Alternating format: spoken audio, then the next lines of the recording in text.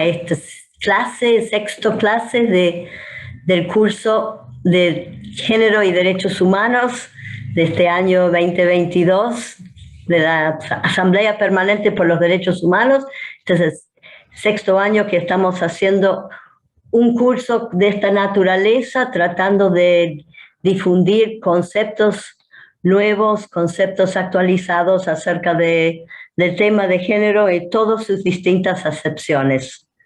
Y el tema que nos reúne hoy es el tema de las adultas mayores, que es un tema realmente, es un tema conceptualmente actualizante. Estamos intentando actualizar un tema antiguo y hacerlo más actual. La generación de mujeres de 70 a 90 años intentamos cambiar los conceptos clásicos y las generalizaciones estereotipadas sobre las mujeres mayores. Nos identificamos con temas en común entre nosotras, como teniendo una identidad ahí. Creo que es una cosa bastante nueva generacionalmente. Probablemente nos ayuda mucho las jóvenes en ese sentido. Y estamos tratando de conceptualizar nuestros derechos mientras que buscamos formas más actuales de acumular años. Trabajamos, militamos, aportamos activamente, como siempre las mujeres han hecho, pero también ocupamos lugares públicos, institucionales y de liderazgo en varios campos, además de cuidados familiares y sociales, como siempre. Ahora no estamos contentas de ser invisibles. Me parece que juntas a las jóvenes estamos desafiando a la sociedad patriarcal a modificar sus parámetros para no quedarse colgada de paradigmas antiguos que ya no nos definen. Y nosotras estamos proponiendo vivir de otra manera el envejecimiento, más activas, más curiosas, creando y produciendo. Y necesitamos derechos actualizados que nos puedan acompañar. Es fundamental que logremos en ese sentido crear, actualizar los paradigmas de la sociedad. Nos acompañan hoy Mónica Roque y Ana González como panelistas, que es un honor tenerlas con nosotras y con nosotros, y los voy a ir presentando para que puedan ellas comunicarse con ustedes. Mónica Roque, gracias por acompañarnos, Mónica. Es realmente un placer tenerte con nosotras. Mónica Roque es la Secretaria General de Derechos Humanos, Gerontología Comunitaria, Género y Políticas de Cuidado de PAMI, y es presidenta de la Asociación Latinoamericana de Gerontología Comunitaria. Mónica, muchas gracias por acompañarnos. Te escuchamos. Bueno, muchísimas gracias por esta invitación. La verdad que me pone sumamente feliz que podamos estar trabajando el tema de las mujeres mayores. Y arranco entonces con la charla, Carol. Bueno, perfecto. Sí, entonces, Mónica. Perfecto. Voy a compartir pantalla.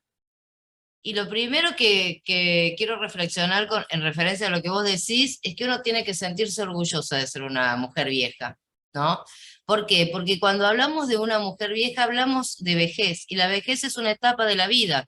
Yo no estoy utilizando la palabra viejo o vieja como un adjetivo calificativo o descalificante, sino que lo uso como un sustantivo. Yo, que tengo 60 años, soy una mujer vieja y me siento absolutamente orgullosa de ser una mujer vieja porque llegué a la vejez, que es a partir de los 60 años según la Convención Interamericana que protege los derechos humanos de las personas mayores. Pero cuando yo digo soy una mujer vieja, no estoy diciendo que soy una mujer inútil, que ya no sirvo para nada. Eso sería tomarlo como un adjetivo, adjetivarlo como algo descalificante. En la temática de las personas no tiene por qué ser descalificante. Habla de una etapa de la vida, sí, la última etapa de la vida, pero la etapa más larga tal vez en la vida de las personas, porque uno entra a los 60 años y tenemos una esperanza de vida en promedio de 22, 24 años según la región en la que vivimos. Entonces quiero como dar, dejar sentada esta posición, que decir que soy una mujer vieja, estoy hablando de que tengo 60 años, nada más ni nada menos. Sí, hay un mundo envejecido, y esto también tenemos que ser conscientes, y el envejecimiento, este envejecimiento poblacional, es un logro de la humanidad, porque la opción a no envejecer es la muerte. Así que qué bueno que estamos vivas, que podemos cumplir 60, 70, 80, 90, al menos para mí que no quisiera estar muerta. Entonces, digo, hay que tomarlo como un gran logro de la humanidad, no como una carga, como dice a lo mejor el Fondo Monetario Internacional, o como algunos economistas también intentan definir el problema de la vejez. La vejez no es ningún problema, la vejez es un logro de la humanidad. Ahora, cuando no hay una política pública, sí, las personas sufrimos problemas en la ausencia de políticas públicas. Pero para eso, para generar políticas públicas con enfoque de derechos humanos, que tenemos una convención, ¿no? Así como existe la convención que protege los derechos de los niños y niñas, los derechos de las mujeres, los derechos de las personas con discapacidad, en la región de las Américas tenemos una convención interamericana que protege los derechos humanos de las personas mayores, que fue liderada por Argentina. También esto es importante tenerlo en cuenta. En el gobierno de Cristina Fernández de Kirchner en el 2010, Alicia Kirchner en el Ministerio de Desarrollo Social, nos pide que vayamos a plantear, tanto en el seno de Naciones Unidas como en el seno de OEA, la necesidad de tener también nosotros un instrumento jurídicamente vinculante como son el resto de las convenciones. Y es así que empezamos a trabajar fuertemente en OEA, en Naciones Unidas aún no tenemos el instrumento, seguimos trabajando, pero en OEA en el año 2015 aprobamos la convención, y en el 2017 Argentina la ratificó. ¿Qué quiero decir con esto? Que en Argentina la ley más importante que tenemos, que es una ley supralegal, está por encima del resto de las leyes, es esta convención.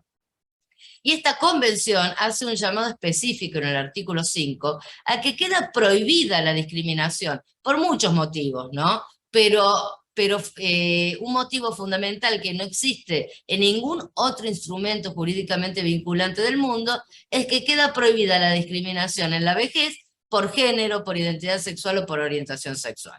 Y esto, bueno, hoy nos toca hablar fundamentalmente de lo que sucede con las mujeres mayores, pero también la discriminación que sucede con el colectivo LGBT en la vejez es terrible. Hay más de 70 países que hoy siguen considerando un delito la homosexualidad, y la verdad que muchas personas del colectivo LGBT se ven obligadas a ocultar su identidad sexual, y en la vejez prácticamente no tienen ningún recurso. La vejez es fundamentalmente femenina. A nivel mundial el 54% de todas las personas de 60 años o más son mujeres. Las personas de 80 años y más, el 60% son mujeres. En Argentina el 57% de todas las personas de 60 años o más son mujeres, y a medida que avanzamos en edad, cada vez hay más mujeres. Los varones fallecen antes que las mujeres. La esperanza de vida, ustedes podrán ver, no sé si sigue el cursor, pero a nivel mundial son 72 años, aunque ahora los últimos estudios nos dicen que a nivel mundial hemos perdido entre 1,5 y 2 años de vida de acuerdo a la pandemia. Los informes de CEPAL hablan de que hemos perdido en la región de América Latina y el Caribe 2,9 años de vida, que es terrible lo que sucedió con la pandemia. Pero digo, para tener un panorama general, el promedio de vida de las mujeres a nivel mundial es de 74 años, y miren ustedes el de los varones 69. En América Latina casi 79 para las mujeres, 72,5 para los varones. Y en Argentina, agradezco ser mujer, 81,4 años de vida tenemos las mujeres, en contraposición con casi 75 que tienen los varones. Entonces, las mujeres tenemos mayor esperanza de vida que los varones. Ahora bien, esa esperanza de vida no se acompaña en general de buenas condiciones. Las desigualdades no solamente suceden entre varones y mujeres, sino también entre países ricos y países pobres. Y esto también es importante entender, porque la esperanza de vida en los países ricos es mayor que en los países pobres. Y una niña, por ejemplo, nacida en un país rico, tiene 19 años más de vida que una niña nacida en un país pobre. Entonces, acá entra a jugar la desigualdad de la pobreza, cómo la pobreza va consumiendo los años de vida. Después, otra de las desigualdades que tenemos, si estoy muy rápido me avisan, ¿eh? Pero quiero comentar muchos datos y no sé si me va a alcanzar el tiempo. Pero otra de las desigualdades importantes es el tema de la alfabetización. Si analizamos a nivel mundial, el 30% de las mujeres de 65 años y más son analfabetas, con lo que esto conlleva, ¿no? Ser una mujer analfabeta, contra el 19% de los varones, o también si empezamos a comparar continentes ricos con continentes pobres, en América Latina el 29% de las mujeres mayores son analfabetas y en los continentes ricos, en los países ricos, solamente el 3%. Entonces hay una diferencia, una inequidad de género que se ve multiplicada por las inequidades sociales. Por eso es que en la Convención que protege los derechos humanos a las personas mayores, nosotros en el capítulo 2 pusimos y redactamos lo que significa la discriminación múltiple. ¿Por qué? Porque el grupo más discriminado de todos los grupos existentes en esta humanidad son las mujeres mayores, ¿no? Sobre todo las mujeres mayores del colectivo LGBT. Uno va a lo largo de la vida, siendo mujer, acumulando discriminaciones, y en la vejez llega al tope de todas las discriminaciones que pueden existir. Bueno, en la Argentina también tenemos un problema con el analfabetismo, si bien somos un país que tiene un índice de analfabetismo bajísimo comparado con el resto de la región, o con muchos países del mundo, el 0,8%, el grupo más analfabeto es el de las personas mayores, 1,8%, y si analizamos por género, casi el 70% de esas personas analfabetas en Argentina son mujeres. Así que ahí tienen que entrar a funcionar políticas públicas de equidad de género. Otra cuestión también es muy importante tener en cuenta, es que hay un grupo de personas mayores que viven solas. En general se piensa que las personas mayores viven con la familia. No es así, hay un grupo de personas mayores que viven solas, más las mujeres que los varones, y además, por otro lado, o viven solas o viven con otra persona mayor. Entonces las políticas también tienen que ser miradas y pensadas desde este lugar. A nivel mundial, por ejemplo, casi el 16% de todas las mujeres de 60 años y más viven solas, en contraposición con casi un 8% de los varones. Y si hablamos de las mujeres de 80 años, y yo ya voy imaginando políticas públicas para este sector, el 32% a nivel mundial de las mujeres de 60 años y más viven solas. Miren la importancia que tienen, por ejemplo, acá las políticas de cuidado, ¿no? En Argentina sucede exactamente lo mismo, los hogares unipersonales fundamentalmente son de mujeres, ¿no? Ahí pueden ver casi el 24%, 23,4% versus el 16% de los varones, los hogares unipersonales. Y el otro tema es los hogares con otras personas mayores, ¿no? Porque las personas mayores suelen vivir o con los cónyuges, ¿no? La mitad de las personas mayores en Argentina vive o con el cónyuge, o con la hermana, o con la amiga, o con la madre. Hay muchas mujeres de 70 cuidando a madres de 90 o a padres de 90. Entonces, más de la mitad viven o solas o con otras personas mayores. Y esto es porque las mujeres vivimos más, como vimos recién, producto de la mayor esperanza de vida, pero también producto, ¿no? De que las mujeres vivimos con más carga de discapacidad y mayor enfermedades crónicas. Y como vivimos más, obviamente que uno de los estados tal vez más común en las mujeres mayores sea la viudedad. Miren ustedes, en Argentina, casi el 33% de las mujeres son viudas, contra no llega al 10% de los varones viudos. Y además, los varones cuando enviudan o se separan, rápidamente forman otra pareja, cuestión que las mujeres no es así, sino que seguimos viviendo muchos años solas. Como les dije, nosotros tenemos, miren, los varones, después de cumplir los 60 años, tienen en promedio 8 años de vida carentes de buena salud, y las mujeres 10 años de vida carentes de buena salud. O sea, tenemos mucho más años con enfermedades crónicas y con discapacidades. La principal son las enfermedades musculoesqueléticas, la artritis, la artrosis, ¿no? Son muy frecuentes, la osteoporosis, muy frecuentes en las mujeres, y son la principal causa de apoyo y cuidado, o sea, son la principal causa que hace que necesitemos servicios de apoyo y cuidado, estas enfermedades.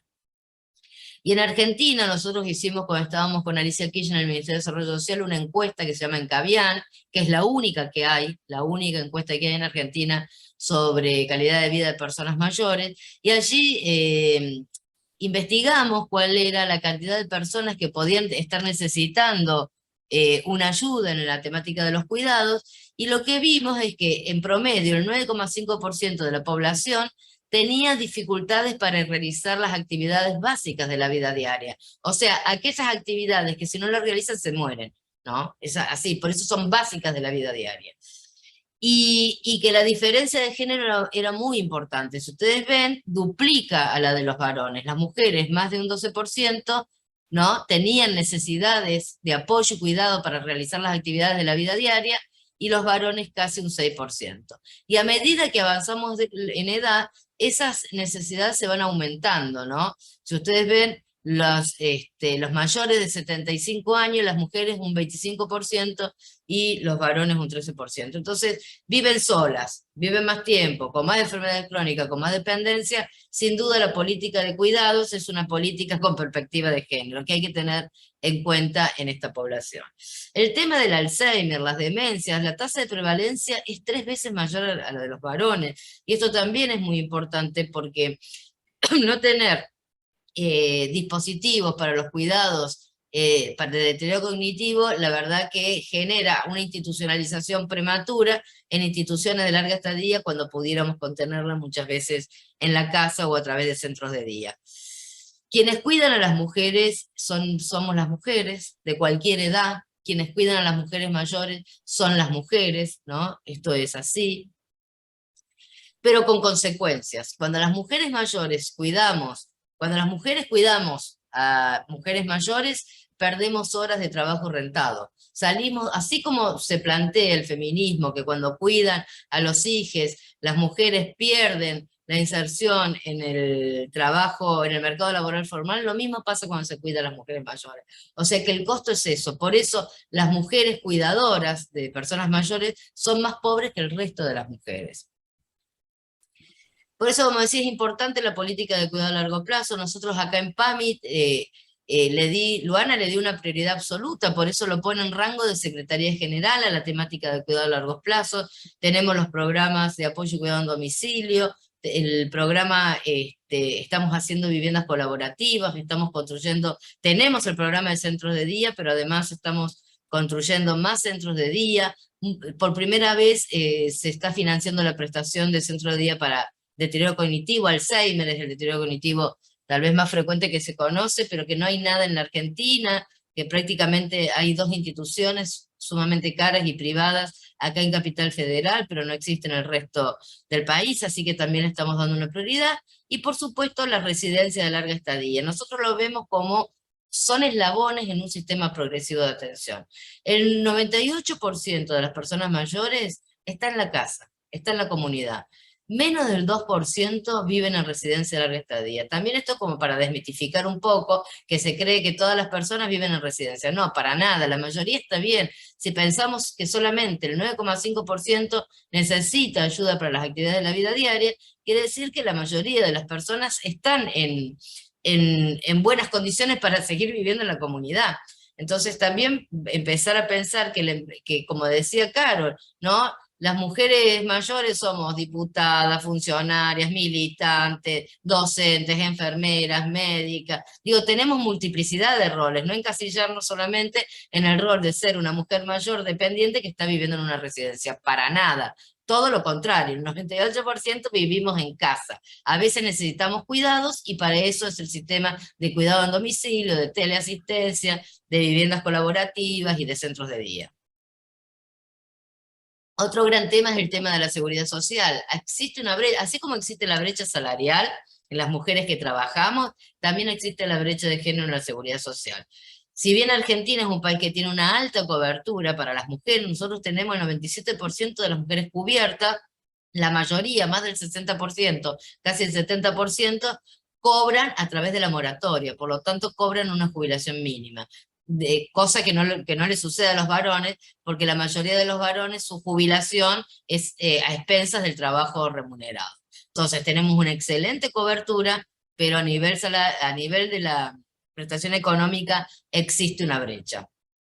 Y existe una brecha en todos los países. Si ustedes ven acá, hay números que son sumamente alarmantes, ni que hablar con los países no árabes. Pero, por ejemplo, digo, para tomar, Croacia, el 44% de las mujeres tienen jubilación y los varones el 85%.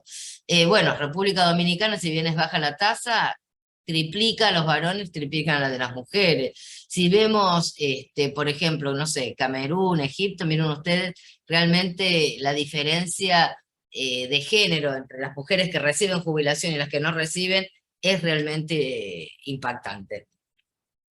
Por eso las mujeres, llegar a la vejez es un riesgo de caer en la pobreza. Una persona mayor cuando llega a la vejez tiene muchísimo riesgo de caer en la pobreza. Primero porque no la cubre el sistema previsional. En general viven muchas mujeres, muchísimas mujeres, viven del ingreso del varón en aquellas parejas que son heterosexuales. Cuando enviudan, que es algo muy común, se quedan sin ese ingreso del varón. Entonces, la vejez es una de las condiciones que genera vulnerabilidad en las personas mayores, en las mujeres mayores. Por eso es tan importante la medida que sacó ANSES, ¿no? La de reconocer el número de hijos en el sistema contributivo, como una contribución en el sistema previsional. Por un lado tenemos las moratorias que sucedieron en el gobierno de Cristina Fernández de Kirchner, que incorporaron a todas las mujeres que estaban fuera del mercado laboral para poder cobrar una jubilación o pensión. El 77% de todas las mujeres que hoy tienen jubilación o pensión lo hicieron a través de esta moratoria, que no fueron moratorias para las mujeres, era absolutamente para varones y para mujeres, pero las mujeres fueron las que más accedieron porque eran las que en peores condiciones estaban.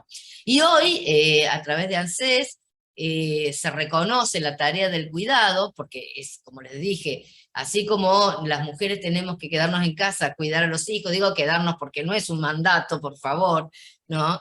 O sea, es un mandato que no hay que darle bolilla, pero así como las mujeres ocupamos nuestro tiempo en el trabajo no remunerado, cuidando a los hijos, cuidando a los cónyuges, cuidando a las madres, a los padres, eso hace que salgamos del sistema formal de trabajo y no podemos aportar al sistema de previsión. Por eso, reconocer en el sistema previsional el número de hijos como años de aporte es fundamental, y esta es una gran medida en políticas de género que hoy tenemos en nuestro país, que somos uno de los pocos países en Latinoamérica, solamente la tiene creo que Uruguay, ¿no? El resto de los países no la tienen. En Europa la tienen, por supuesto, casi todos los países. Bueno, y el tema del abuso y el maltrato, un tema absolutamente invisibilizado. Las mujeres, los estudios de violencia de género llegan hasta los 50 años, pareciera ser que mágicamente una mujer que fue violentada a lo largo de toda su vida cumple 50, 55 años y ya su cónyuge empieza a tratarla bien, y esto es una barbaridad. Lo que existe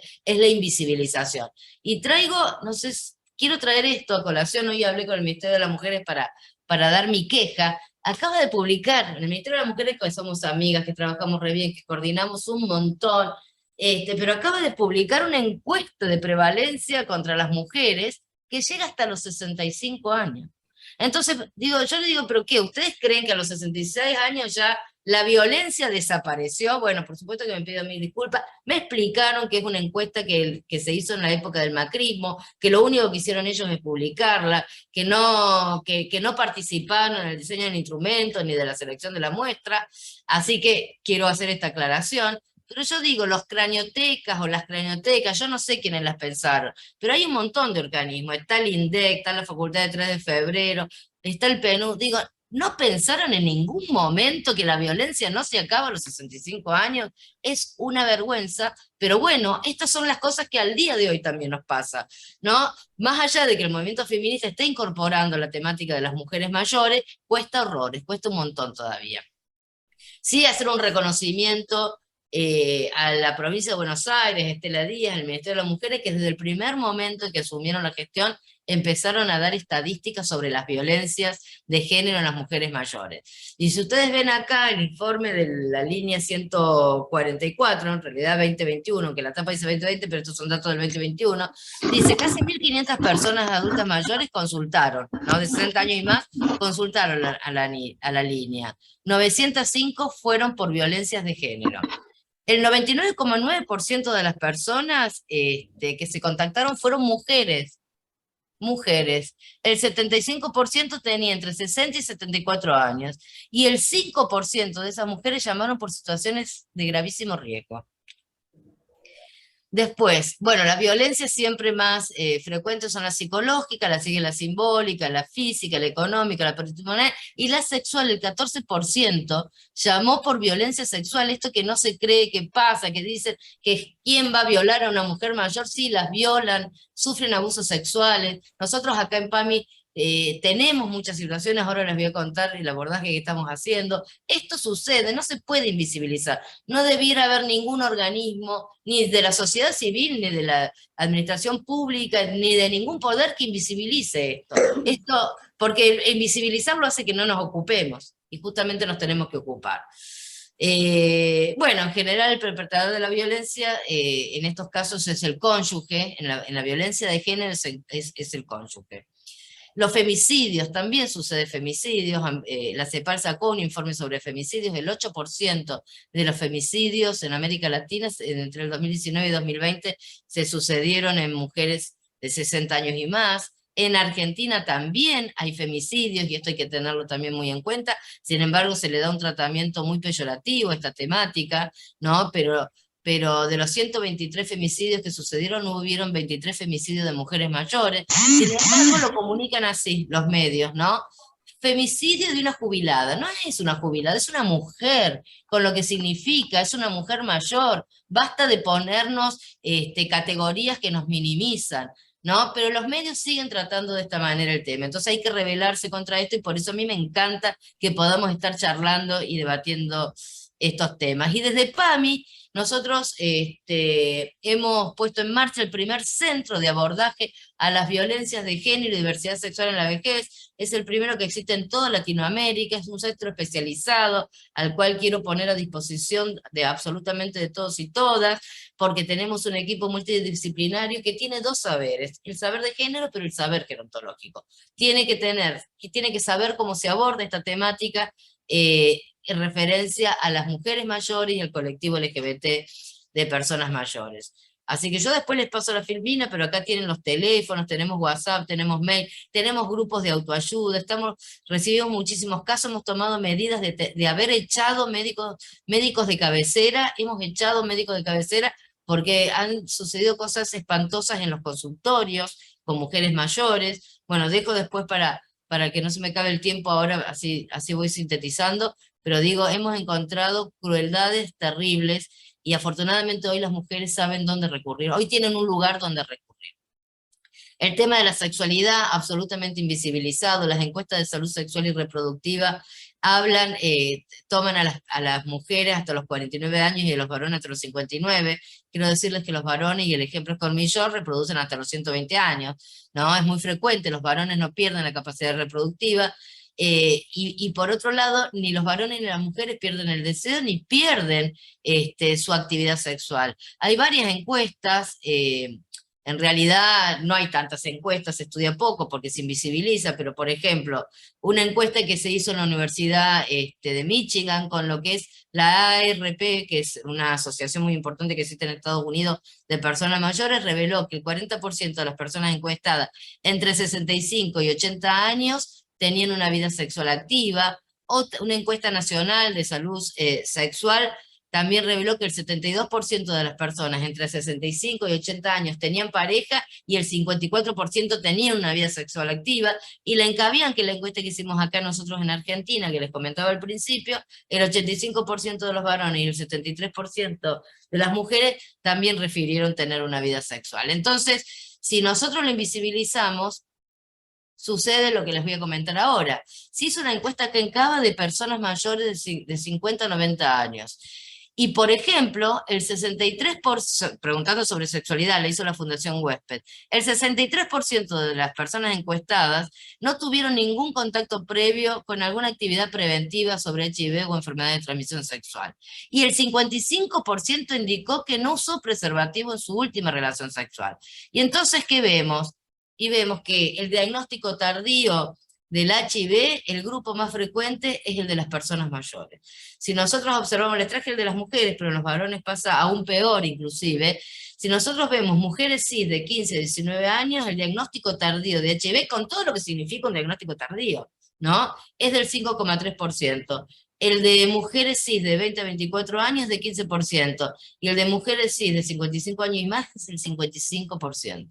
Es gravísimo lo que sucede y esto es producto de la invisibilización y de los prejuicios de las mujeres mayores. Por eso queremos una educación sexual, y esto estamos trabajando fuertemente un programa acá en PAMI, sobre educación sexual, no reproductiva, pero también reproductiva porque los varones reproducen.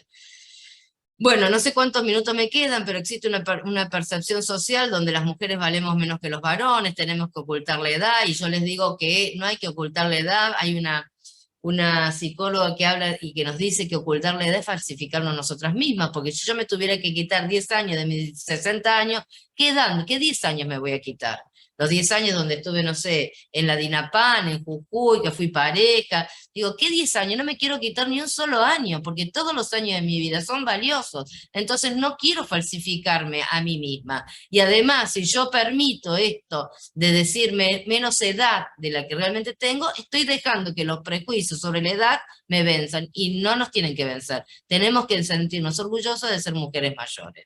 El otro gran prejuicio, el viejismo, la discriminación por edad, es creer que somos todas madres, esposas y abuelas, ¿no? Y como dice acá esta maravillosa caricatura, ¿cómo voy a ser abuela si decidí no ser madre? Y esto también tenemos que ponerlo en valor. Así que ya termino, Carol, para ser respetuosa del tiempo. En síntesis, hay muchas vejeces, todas las vejeces son válidas, y debemos considerar la multiplicidad de las vejeces cuando hablamos de mujeres mayores. Así que bueno, con esto, muchas gracias. Maravilloso, Mónica, muchísimas gracias. Es interesantísimo. Te muteaste, Carol. Estás muteada. Ok, maravilloso lo que nos has contado, lo que nos has informado acerca de tantas cosas que están pasando en cuanto a servicios para adultos mayores y para mujeres mayores desde PAMI, que lamentablemente yo por lo menos no tenía idea de la multiplicidad y la profundidad de los servicios. Es realmente interesante. Les invitamos a pasar preguntas por el chat, que después de la charla de Ana González vamos a pedir a Mónica y a Ana que nos contesten las preguntas, y que pásenlos por chat y después los vamos a pasar. Y por favor, muteen todos sus micrófonos para que los ruidos de fondo no interfieren con las exposiciones. Muchísimas gracias, Mónica. Ahora voy a presentar a Ana González, que es compañera de APDH además, así que es un honor tenerte hoy como disertante, Ana, con toda la riqueza que tenés para compartir. Ana es profesora nacional de artes visuales, historia de arte y pedagogía y de idiomas. Es licenciada y maestrando en ciencias políticas en la IDAES UNSAM. Es docente de talleres y seminarios de derechos humanos y personas adultas mayores, coordinadora del ciclo de cine Víctor Cohn, organizado por el Frente de Personas Mayores y Arte de Capital. Es autora de Situación de las Personas Adultas Mayores, referente de la agrupación La Tercera en Lucha de PAM, referente del Frente de Personas Mayores y tesorera y coordinadora de la Secretaría de Personas Adultas Mayores de la Asamblea Permanente por los Derechos Humanos. Así que muy bienvenida, Ana, y con mucho gusto te escuchamos. Bueno, primero decir digamos, del agrado de estar acá, que va más allá de la cosa formal, porque cuando escucho a Carol y la escucho a Mónica, siento esta empatía y esta sintonía en las ideas, en el discurso, que hace que uno se sienta como en casa, como digo yo. Uno está como en casa, y eso la verdad que no tiene valor. Entonces, antes de empezar con mi pequeña charla, voy a pasar un video que hicimos desde la Secretaría de Personas Adultas Mayores, un video institucional muy cortito, pero que es muy explícito de los criterios que nosotros manejamos como trabajo desde la Secretaría. Así que no sé si lo tiene listo Agus, lo podemos pasar.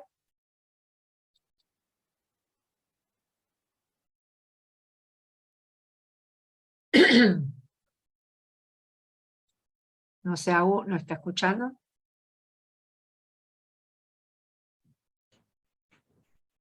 No, bueno, No. lo dejamos para el final, es lo mismo, no hay ningún Sí. problema. Bueno, por un lado, bueno, la verdad, como dije antes, este placer de estar acá y esta cosa de sentir esta afinidad que hace que empezar la charla con estas cosas que se han dicho antes me facilita mucho la exposición, porque por un lado rescato de lo que dijo Carol, este corte generacional de las personas adultas mayores y de las mujeres, que hace que tenga una impronta muy fuerte y que signifique este trabajo por este cambio de paradigma, ¿no es cierto? Y aparte ubicadas, como ya lo voy a decir más adelante, en un contexto histórico también muy particular. Algunas de nosotros que venimos de generaciones con características muy particulares. Y por otro lado, todo lo que dijo Mónica, que me sirve también para la introducción, porque mi introducción, mi trabajo presentado acá va a ser mucho más general, a pesar de que va a tener como plafón de fondo la cuestión de género. La visión que nosotros queremos dar junto con los compañeros es una visión general del trabajo de la Secretaría, ¿sí?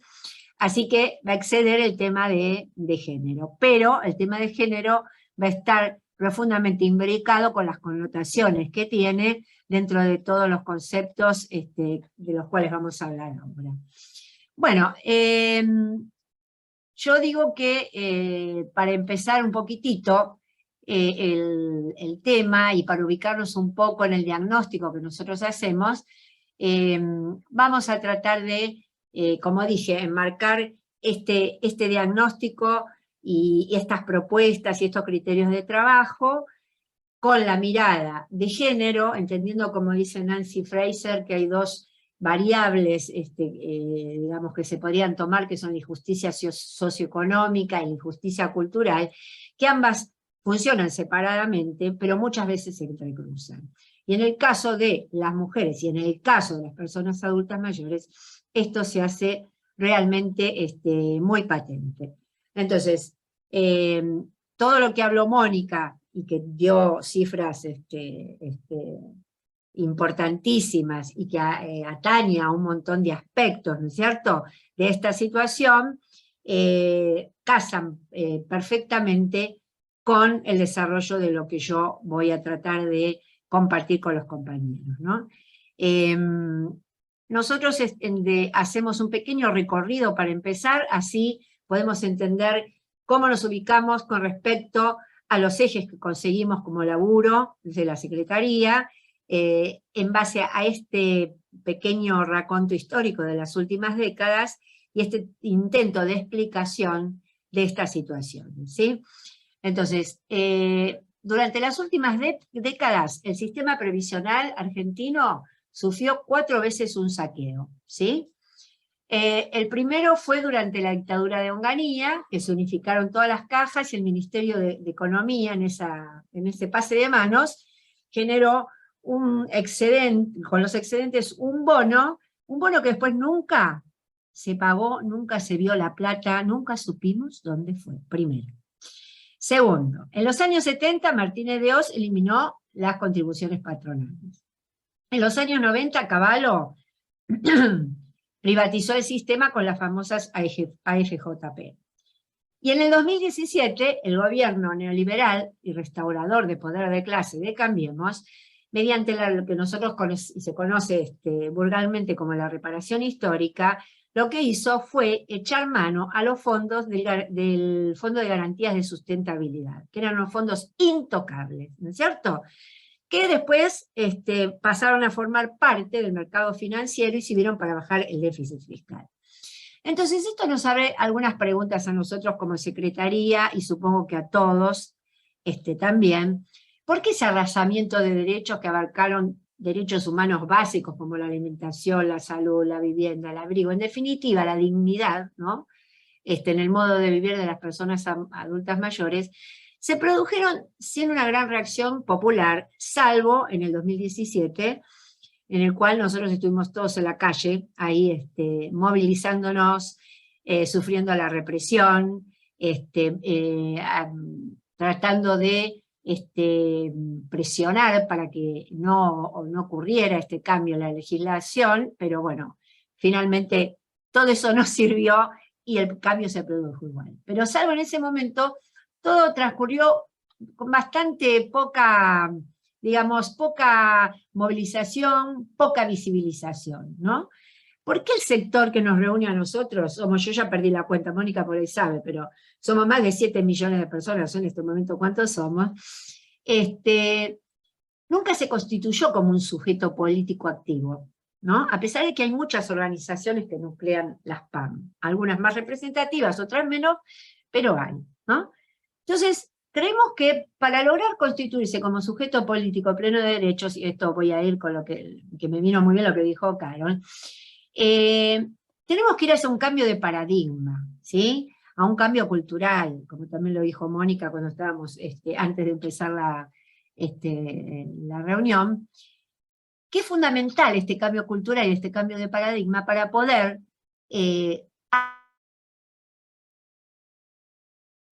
ayudar a esta constitución de un sujeto político colectivo que nos permita a nosotros defender los derechos como sector. Como dijo Mónica, somos muchos, o sea, somos millones, y aparte de ser millones, somos personas que vivimos mucho tiempo esta etapa de la vida. Entonces, en realidad, estas características no se condicen con esta actividad que tendríamos que estar llevando a cabo para poder lograr estos cambios que son fundamentales y que son inherentes a la dignidad de la vida humana, ¿sí? Nuestro sector es uno de los sectores con sus derechos más vulnerados, ¿sí? Entonces, no se trata de trabajar por un solo derecho, sino acá tenemos un abanico de derechos, ¿sí?, que se vulneran permanentemente. Todo esto también tiene que ver con este paradigma actual que viene sostenido por digamos, este capitalismo tardío, que tiene grupos desechables, ¿sí? Hay grupos que se desechan, y entre esos grupos desechables estamos las personas adultas mayores. Cuando hablamos digamos, de estos ejes de trabajo y de estas posibles multicausas que conducen a una situación que no nos permite la ampliación de derechos, la consecución de derechos, vemos que una de las primeras cosas que aparecen es la invisibilización. Y hablamos de invisibilización y no de discriminación, porque para discriminar hay que reconocer al otro y segregarlo. Y como dice Mónica, a los 65 parece que nos morimos y no estamos en algunas estadísticas. Llegamos a los 65 y a los 65 desaparecemos. Entonces, es un problema, no es discriminación, sino invisibilización, ¿sí? Entonces, hay una clausura de este sector, como ya le dije, somos parte descartable para el sistema, porque el sistema nos considera no productivos, ¿no es cierto? O sea, aparentemente. Cuando nosotros sabemos perfectamente que no lo somos, ¿sí? Y que la muestra de esto somos todos los que estamos acá, son todos los compañeros, como dijeron Mónica y Carol, que trabajan diariamente, que se dedican a las tareas de cuidado, que aportan al trabajo intelectual y físico, que aportan a su experiencia en todos los órdenes de la sociedad. Pero bueno, digo, iremos viendo a lo largo del desarrollo de la charla cómo esto no es inocente. O sea, esto no es una casualidad, no se debe a digamos, a a una catástrofe natural, ¿no es cierto? No es una realidad dada per se, sino que tiene complejidades políticas y sociales. Entonces, perdón, pero voy a enchufar la computadora. Entonces, creo que este tema de la invisibilización tiene que ver con esto, con que el sistema da, digamos, las realidades o las cosas como si fueran producto de un proceso natural, como si estuvieran dadas per se, y no como fruto de un proceso histórico, ¿sí?, de luchas por la consecución de estos derechos y la ampliación de estos derechos, ¿no es cierto? Entonces, nosotros formamos aparte, encima una generación, muchos de nosotros, formamos parte de una generación diezmada, ¿no? Y venimos de un proceso traumático que significó una herida profunda en esta generación. Y nos sentimos a su vez, digamos, hijos de los pañuelos blancos, hijes, y madres de los pañuelos verdes. Tenemos también un sesgo particular de generación, ¿sí? Entonces, cuando no descartan, en general, digamos, a nivel mundial, este descarte tiene esta connotación, ¿no?, de ocultar estas profundas fuerzas históricas que nos llevaron a la construcción de determinados derechos e instituciones. Y en el caso de la Argentina, este intento de destrucción o de ocultamiento tiene el plus de ocultar también esta coyuntura especial de la historia argentina, ¿sí?, de los cuales nosotros fuimos autores, partícipes o testigos. En general, cuando se produce la visibilización de ese actor, que es muy pocas veces, se hace desde un lugar objetivante, o sea, somos objetos de políticas públicas en general, y políticas públicas referidas a la salud, y consumidores de medicamentos, ¿sí? Entonces, esta visibilización aparece de a ratos así, y también con una contradicción muy flagrante, porque por un lado no nos visibilizan, por otro lado nos hacen objetos de los grandes negocios farmacéuticos, y por otro lado no nos dan el acceso a la salud. O sea, una cosa bastante esquizofrénica, ¿no? Entonces, vamos a ver algunos ejemplos, algunos recientes, de cosas que han pasado y que nos encontramos nosotros en nuestro trabajo en nuestra secretaría, como por ejemplo en reuniones a las cuales fuimos convocados por APDH para tratar informes sobre el cambio climático, los desastres ecológicos, y presentar un proyecto muy abarcador. Nos encontramos con que entre los grupos que se nombraban como grupos más perjudicados o más vulnerados por esta situación, se nombraban a los niños, a los pueblos originarios, mujeres, discapacitados, y las personas autoayudadoras no se nombraron. Pero así fue, no se nombraron. Entonces, por suerte estaba yo, y dije que era lo que pasaba. Entonces, logramos incorporar en ese momento, en esa circunstancia, al grupo de personas adultas mayores dentro, ¿no?, de este proyecto, para que sea reconocido y nombrado como uno de los sectores más afectados por esta situación. En otro momento, vimos que, trabajando también en el plano internacional, no había ningún objetivo sobre personas adultos mayores en los ODS de la ONU para la década 2030. Entonces, desde Pampa 2030, nuestra compañera Micaela trabajó y logró que se le pidiera al gobierno que introdujese una meta para las personas adultas mayores. Esto lo voy diciendo, digo, porque es como no quedar en el discurso como medio abstracto, sino ver cómo se concretiza, ¿no?, esta invisibilización del sector. Y digo invisibilización porque en esos ODS hay cosas referidas a niñes, hay cosas referidas a género, ¿no es cierto? Pero los PAM estábamos en otro universo. Estábamos en otro lado, no estábamos ahí. Y muchas veces también pasan otras cosas. Cuando no se nos omite, pero se nos mira y no se nos clasifica desde la sesgada mirada, con salvedad de Mónica, desde la geriatría o gerontología, digamos, como se nos agarra de ahí, ¿no? Desde el único lugar donde nos pueden agarrar, parecería ser que es desde ese lugar, ¿no? Entonces, en el Foro Mundial, que se va a desarrollar acá en Argentina, el Foro Mundial de Derechos Humanos, salió un listado de comisiones, y la comisión número 28 se llamaba Envejecimiento y Seguridad Social. Entonces, ¿qué es ese título? O sea, si fuera un título de mujeres, ¿qué pondrían? No sé, hacia una menopausia sana, o sea, ¿cuál sería el título de la comisión? ¿Sí? Entonces, bueno, por suerte pudimos hacer el reclamo, el pedido de cambio de nombre, y se realizó inmediatamente, porque en realidad nos dimos cuenta que ni siquiera se había pensado mucho el nombre, ¿eh? Entonces no hubo ninguna resistencia para cambiarlo. Entonces, después otro tema muy grave fue, por ejemplo, la catalogación internacional de enfermedades que hace la OMS, y que el año pasado creo que fue, aparece la vejez incluida como síntoma o hallazgo clínico, ¿sí? Dentro de este catálogo, o sea, como una enfermedad.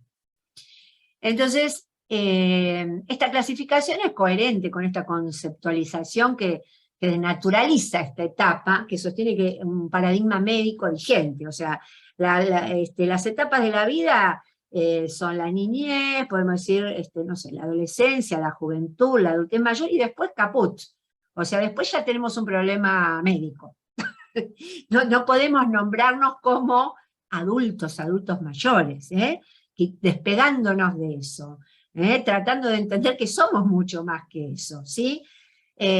Bueno, hubo una gran reacción frente a esto, y se mandaron numerosas cartas, realmente se movió el avispero y se logró que esto se cambiase, ¿sí? Pero bueno, es todo un tema de patologizar, ¿no? Esta última etapa de la vida, que nos hace más descartables, ¿sí? O sea, total, digamos, este recorte es funcional al sistema, a un sistema de consumo, donde lo importante es si consumimos más o menos medicamentos, y donde quedamos descartados porque, digamos, el vector es la competitividad y el éxito individual, y esos son los valores a alcanzar. Y parece que nosotros no entramos en esa cuestión. Por otra parte, con respecto al tema de la enfermedad, y que eso es una de las cosas que se esgrimió ante la OMS cuando se quiso clasificar la vejez como una enfermedad, es que muchas de esas enfermedades son productos de la violación de los derechos humanos básicos, de los DESC, o sea, de los derechos económicos, sociales y culturales.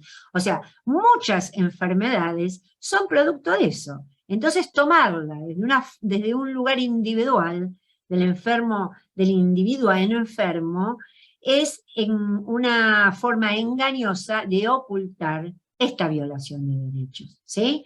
No sé si queda claro lo que estoy diciendo, si no me dicen, me hacen una seña, pero digo, eso también es muy importante. Entonces, es cómo se van armando las estructuras para que este statu quo no cambie, ¿sí? Bueno, como ya les dije, el tema de la OMS se pudo también revertir, y frenar esta clasificación tan nefasta. Otro eje que trabajamos en la Secretaría es la cuestión de la representación. Nosotros creemos que la participación en los espacios en que se piensan, se elaboran y se implementan las políticas públicas, y en las instituciones que se ocupan, digamos, de nuestro sector, es imprescindible, porque entendemos que la experiencia de las PAM es intransferible. O sea, nosotros podemos por ahí dar cuenta, de alguna manera, de las etapas que vimos anteriormente, ¿no? De la niñez, de la adolescencia, de la adultez, de la maternidad, lo que fuere. Pero de esta etapa, los únicos que podemos dar cuenta somos nosotros. Y no es porque seamos más sabios o querramos, es porque la vida es así. Entonces, los únicos que podemos dar cuenta de todo esto somos nosotros. Y por eso entendemos que es tan necesaria la participación en estos espacios de decisión, ¿no? Además, como una cosa de intentar promover una democracia más sustantiva, así como la llama Chantal Mouffe, donde realmente las políticas públicas vayan de abajo para arriba, ¿sí? Y signifiquen un valor dentro del juego democrático. Dejar de lado una democracia más, digamos, formal, ¿sí? Para dar paso a una cosa que sea más consolidada y más respetuosa de los derechos por los cuales nosotros trabajamos día a día. Yo creo que también después hay otro tema que podíamos diferenciar en este tema de la representatividad. Hay distintas situaciones, no todas son iguales, ¿no? Por eso hay que diferenciar los lugares donde directamente no estamos representados y donde queremos estar representados a nivel local, provincial, municipal, nacional. Hay lugares donde estamos representados, pero tenemos, por ejemplo, derecho a la voz y no al voto, como son en muchos sindicatos, que las personas adultas mayores están representadas, forman parte de la comisión directiva, pero no tienen derecho a voto, ¿sí? Hay otros lugares donde estamos representados, en muchos organismos que tienen que ver con el sector, pero que es una representación que es totalmente insuficiente, porque alude a una sola forma de representación, que son los centros de jubilados, y los centros de jubilados solo representan el 12% del universo del sector, y quedan por fuera un montón de agrupaciones y representaciones que no están en ese lugar. Entonces, como ven, este tema es bastante complejo, ¿sí? Para desmenuzarlo y para entenderlo. Entonces, la idea es un poco compartir con ustedes, con las personas adultas mayores y con todos ustedes que lo van a hacer, para que ya van preparados con algunos elementos más y entren en esta lucha con algunas cositas más en su haber para que la cosa sea más gratificante para todos y más fácil de llevar. Así, yo creo que llegado a este punto, de este punto, algunos ya se estarán pensando, pero ¿cómo no hay personas adultas mayores en los espacios de poder, en distintas instituciones, ¿no es cierto? No tengo los datos actualizados, pero por ejemplo yo recuerdo que en el Senado, ahora 3 o 4 años, el 90% de las personas eran mayores de 60 años, ¿sí? Entonces, ¿qué es lo que pasa? ¿Sí? Nosotros sabemos que hay un montón de personas que están en lugares de decisión, están en esos lugares donde se formulan las políticas, no están en esos lugares donde puede haber una ampliación de derechos. Y bueno, el tema es que estas personas no se autoperciben, y no lo estamos diciendo desde la Secretaría en un sentido individual, New Age, yo me tengo que asumir como persona mayor, porque no. Estamos hablando de una autopercepción colectiva, ¿sí? Entonces, estas personas no se autoperciben como parte del sector, y menos abogan entonces por los derechos y las demandas del mismo. Entonces hay un trabajo para hacer acerca de eso, ¿sí? Hay dirigentes muy importantes que tienen más de 60 años y hablan de nuestros abuelos, ¿sí? Entonces, empecemos a pensar todo esto, que es risueño, por suerte uno se puede reír de muchas cosas, pero que realmente es re cruel, ¿sí? Porque esa persona evidentemente no sé qué está pensando. Primero, en llamar a los abuelos. Y segundo, en no darse cuenta que él es un adulto mayor, en todo caso ser un abuelo también, ¿sí? Entonces, por un lado eso. O personas que no se autoperciben, no se refieren por el sector y tienen como una gran... están en situaciones de mucha prestigio social, ¿no es cierto? De mucha visibilización mediática, por distintos motivos, que pueden ser políticos, artísticos o demás, y entonces no de ninguna manera encajan en este antiguo paradigma de la persona adulta mayor. Como decimos en la Secretaría, parece que los únicos viejos o adultos mayores son los pobres y los que son una carga. Y las personas adultas mayores que gozan de algún prestigio social o de algún lugar de poder, no se visualizan como personas adultas mayores. Nosotros no las visualizamos tampoco como personas adultas mayores. Entonces, esta es otra de las cosas que hay que cambiar en este nuevo paradigma al cual de alguna forma tenemos que llegar para poder cambiar en profundidad lo más grosso que sería la consecución de los derechos y la ampliación de los derechos del sector, ¿no? Así vamos a llegar a otro concepto.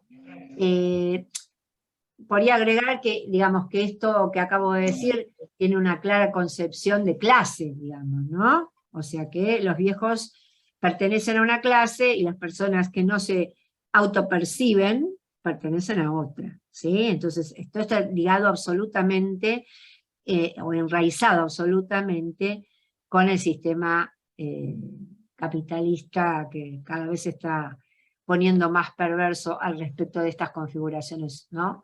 Subjetivas.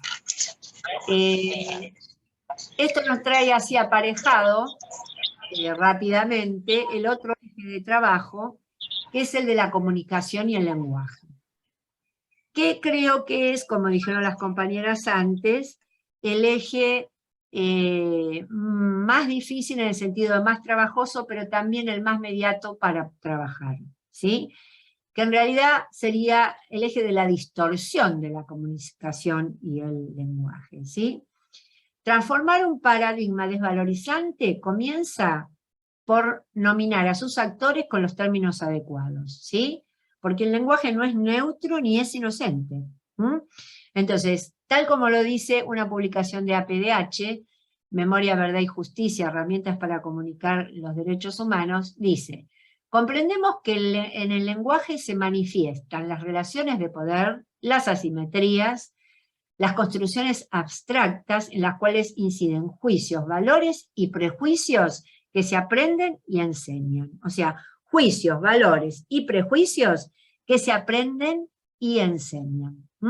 Entonces, las personas mayores, y acá voy a discutir con Mónica, creemos que no estamos transitando la vejez, sino que estamos en una etapa de la adultez, ¿sí? Para nosotros la palabra vejez viene de un adjetivo que es, en realidad tiene valoración negativa, ¿no? Entonces, creemos que nosotros queremos que nos llamen como lo que somos adultos mayores, ¿sí? Tampoco somos abuelos, como dijo Mónica. Muchos no lo somos, muchos no somos padres, somos un colectivo heterogéneo, ¿sí? No somos un colectivo homogéneo, donde hay diversidad y riqueza en las experiencias, en el género, en la biología, ¿no es cierto? En las religiones, en la forma de ver la vida. Y eso tiene que ser sostenido, ¿no? Con respeto desde afuera, ¿no? No homogeneizarnos como si fuéramos un blanco o un negro, ¿no es cierto? Y a partir de ahí tratar de tener esta visión para poder solucionar los temas troncales que nos atraviesan. Tenemos nombre propio para que nos nombren, o nos pueden nombrar como señor, como señora, como se nos nombra a cualquiera, pero no poniéndonos apodos diminutivos paternalistas, falsamente paternalistas, ¿sí? O diciéndonos, como dijimos recién, nombrándonos por lazos familiares que no corresponden.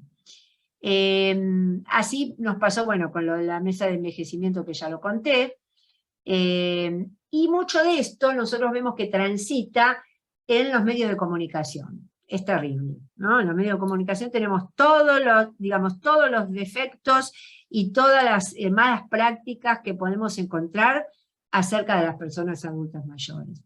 Entonces, tal como lo dijo Mónica, hay una Convención Internacional de Protección de los Derechos de las Personas Mayores, muy amplia, que estaría muy bueno que la leyeran, donde habla de todos los derechos que nos asisten, y entre ellos se habla precisamente de esto. Entonces, en cuanto a los medios de comunicación, nosotros creemos que las personas adultas mayores deben llamarse como lo que son, personas mayores o personas adultas mayores, que hay que evitar el falso paternalismo, no referirse al rango etario, como también lo dijo Mónica, o sea, cuando una persona que no es una persona mayor sufre un accidente en televisión, en la calle, y hacen una noticia acerca de eso, una nota, o ocurre, no sé, cualquier otra cosa, no se le dice el cuaternario tuvo un accidente, un cuaternario, o no sé ni cómo se dice yo, las personas que tienen 40 años, ¿no es cierto? Pero cuando es una persona adulta mayor, lo que importa es que es un sexagenario, ¿sí? Entonces estas cosas que parecen tonterías, no son ninguna tontería, ¿sí? Remiten a este calado profundo que tenemos de este paradigma, que nos convierte, en definitiva, en la cosa desechable de la cual estamos hablando desde el principio. Habría que evitar también los diminutivos o apodos cariñosos, que infantilizan a las PAM, ¿sí? Y el tratamiento también infantil de las PAM, muchas veces nos llaman, nos convocan para ser aplaudidores, para ser público que aplaude, como a los niños, es terrible eso, pero se ve muchísimo. Evitar a presentar a las PAM como improductivas, como pasivas, como integrantes de un grupo homogéneo, como ya lo dije antes, obviando este carácter diverso que tiene nuestro colectivo. Es importante presentar a las PAM desde otro lugar, el lugar de la potencia vital, de su experiencia, de su trayectoria, de sus posibilidades, no acompañar estas presentaciones que se hacen siempre acerca de hechos dramáticos, acompañado de música dramática, ¿no es cierto? Toda una cosa, una construcción terrible, que nosotros no podemos permitir. Preguntarle a las personas adultas mayores cómo quieren que se las llame, no tratar de comunicar ideas propiciando la falta de autonomía de las PAM. Acuérdense cuando acá en la ciudad de Buenos Aires, en plena pandemia, nos prohibieron la salida, o intentaron prohibir la salida a las personas adultas mayores. Entonces, todas estas cosas son moneda corriente, ¿sí? En los medios, en la vida cotidiana. Yo creo que, aparte, estas noticias dramáticas que se presentan acerca de las personas adultas mayores, siempre desde el lugar de la carencia, ¿no es cierto?, de la falta, también son una trampa, se presentan en forma individual, como si fuera un caso aislado, y no se hace la lectura política correcta acerca de que siempre lo que ocurre es una vulneración de derechos, ¿sí? Que son vulneraciones colectivas de derechos. Bueno, por último, creo que hay que reforzar, y siempre lo hacemos desde la Secretaría, que estos cambios de paradigma solo se logran colectivamente, ¿sí? No hay forma de hacer un cambio individual. Entonces, la ampliación y el acceso a los derechos a una vida digna es multicausal, y uno de los factores más importantes es conformarnos como colectivo político activo. Y para ello deberemos romper con este viejo paradigma que facilita la invisibilización, propiciando la violación de los derechos de las PAM. Nosotros creemos que estos cambios no se dan per se, que son frutos de la lucha, y la lucha por los derechos se dirime en todos los espacios, incluyendo la calle, ¿no? Nada de nosotros sin nosotros, no queremos que hablen por nosotros, queremos hablar nosotros. Así que ahora les voy a compartir el videíto para terminar con la charla, y después, como dice Carol, podemos empezar el diálogo entre nosotros.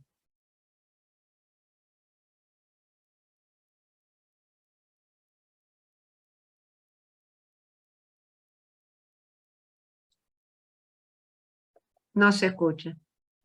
No sale el audio. No sale el audio.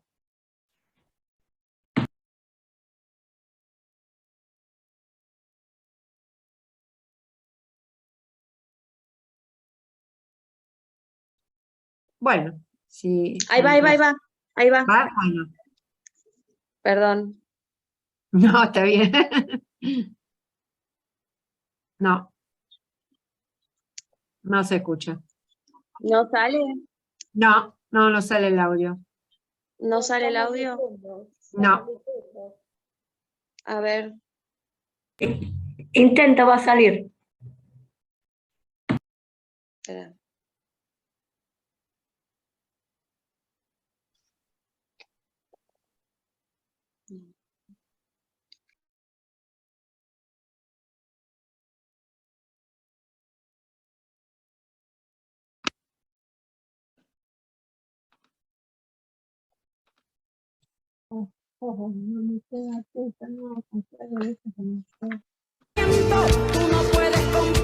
Ahora sí. Las personas adultas mayores somos abuelas y abuelos únicamente de nuestros nietos. Las personas adultas mayores somos madres y padres únicamente de nuestros hijes. Algunos no somos abuelos, otros no somos padres. Las personas adultas mayores tenemos diversas orientaciones e identidades sexuales. Gran parte nos sentimos hijos e hijas de los pañuelos blancos y acompañamos la lucha de los pañuelos verdes. La invisibilización de nuestro sector es permanente. Los viejos pobres se ocultan para no mostrar su abandono. Las viejas y los viejos ricos parece que no son viejos. Y los que ocupan espacio de poder tampoco se reconocen como tales. No somos únicamente consumidores de medicamentos ni ocasionales votantes emocionales. No queremos que el mercado defina lo que somos, ni la deuda externa condicione nuestra vida. No queremos que hablen por nosotros. Queremos hablar nosotros, porque tenemos la vivencia y podemos entender mejor esta etapa de la vida. No somos objeto de políticas públicas, somos sujetos políticos activos. Estamos empeñados en el cumplimiento de los derechos humanos, económicos, sociales y culturales. Luchamos por el acceso a la salud, a la alimentación, a la vivienda. Luchamos por todo lo que signifique condiciones dignas e igualitarias de existencia. Por lo tanto, exigimos la participación y representación en los lugares en donde se juega nuestro destino. Las personas adultas mayores nos queremos vivas, libres, sanas y desendeudadas. No puedes comprar mi vida.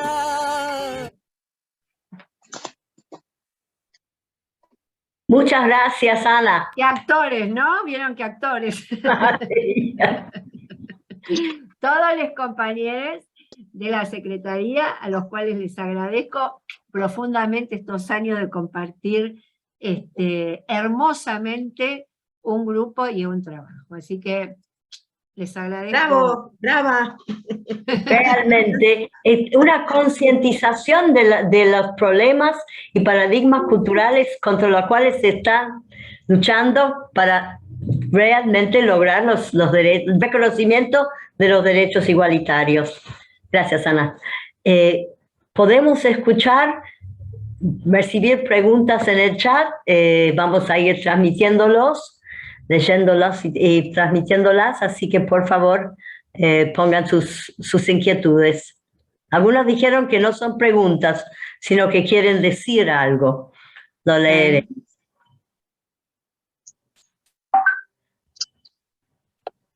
Y si tienen alguna duda, alguna pregunta, algo que quisieran preguntar, pregunta. ¿Cómo se puede problematizar la situación de cuidados en la adultez mayor? Se dice así, veo una situación de vulnerabilidad, ¿cómo se puede trabajar?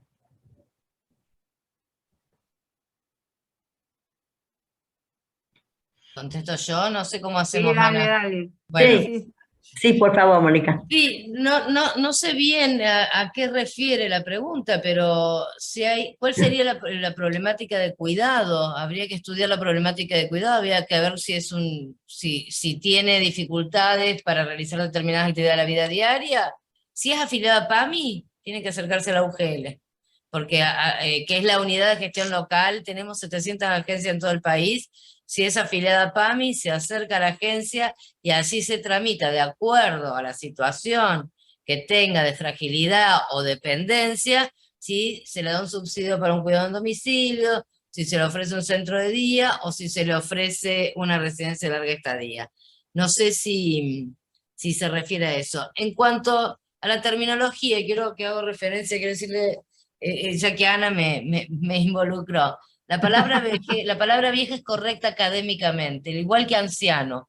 La palabra son palabras que definen un grupo etario. Niño, niña, puber, adolescente, jóvenes, adultos, adultas y ancianos, que peor, ancianos o vieja que viene de vejez.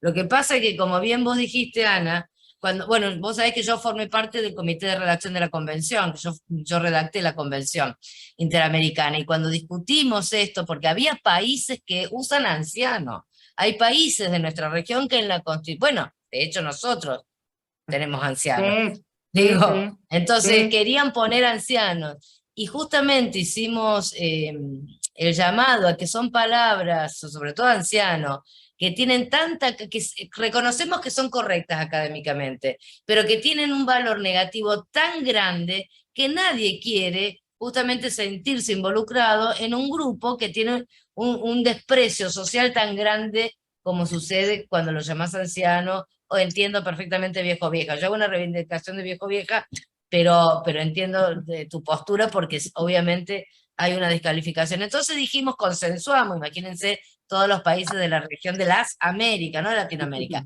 de las Américas. Las Américas, sí. Consensuamos, bueno, adulta mayor, y después dijimos, no, adulta mayor sola no, persona adulta mayor, porque lo único que a vos te garantiza los derechos humanos, o que sos, o que podés disfrutar de derechos humanos, son las personas humanas. Entonces ahí consensuamos, que costó mucho, pero consensuamos personas adultas mayores o personas mayores, de tal manera de darle un significado positivo a ese grupo etario, y hacerlo, y darle el atributo de los derechos humanos.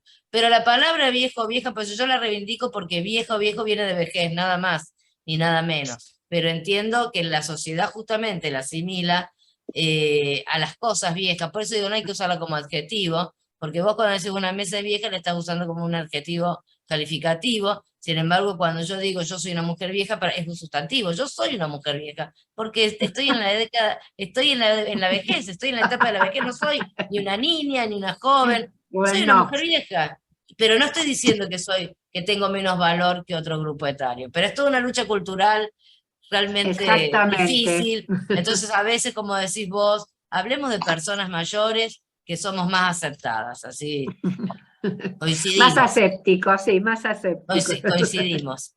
Carol, con tu permiso, yo había pedido la posibilidad de hacer la pregunta directamente, no por no aceptar escribirla, sino porque se hacía muy largo, y después de avanzar en estas exposiciones de Mónica y Ana, viendo todo los distintos aspectos de la vida en que somos afectados por esta visión capitalista, liberal, donde la sociedad es como que es contradictoria, porque mientras nos invisibiliza, nos habla con un lenguaje de cuidado, de protección, como de separarnos de una sociedad que no nos cuida, ¿no? En un lenguaje muy contradictorio. Por eso mi pregunta, frente a toda esta estructura cultural que tanto nos subordina, quisiera preguntarle a Mónica, ¿qué estrategias ve ella, con su enorme trayectoria, con su experiencia en todo nuestro sector, qué estrategias ella concretamente propone para que esta visibilización de la que estamos hablando como sujetos políticos sea también en forma concreta atravesar los organismos públicos, donde desde esos mismos organismos públicos que atienden este sector utilizan el lenguaje patriarcal,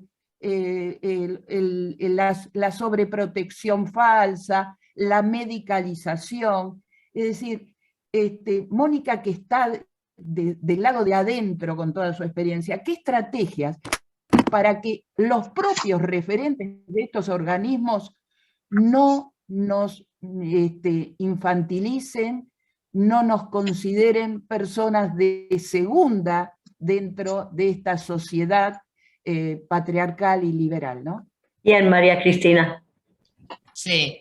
Mirá, estrategias hay muchísimas. Vos imaginate las estrategias del movimiento feminista y sin embargo seguimos viviendo en un mundo machirulo. Digo, esto hay que ser consciente que son cambios culturales. De todas maneras, las estrategias que tenemos acá en PAMI, que yo las tuve en la dirección nacional, durante 14 años fui directora nacional de políticas para adultos mayores, son la sensibilización, absolutamente en todos los niveles, el empoderamiento de las personas mayores. Yo creo lo que decía Ana, tienen que participar. Nosotros en el Ministerio de Desarrollo Social tenemos el Consejo Federal de Personas Mayores que funcionó durante la década de Alicia, todo el periodo que estuvo Alicia, todos los años, y muchas de las políticas que implementamos con Alicia Kirchner surgieron de la participación y de las propuestas de las personas mayores.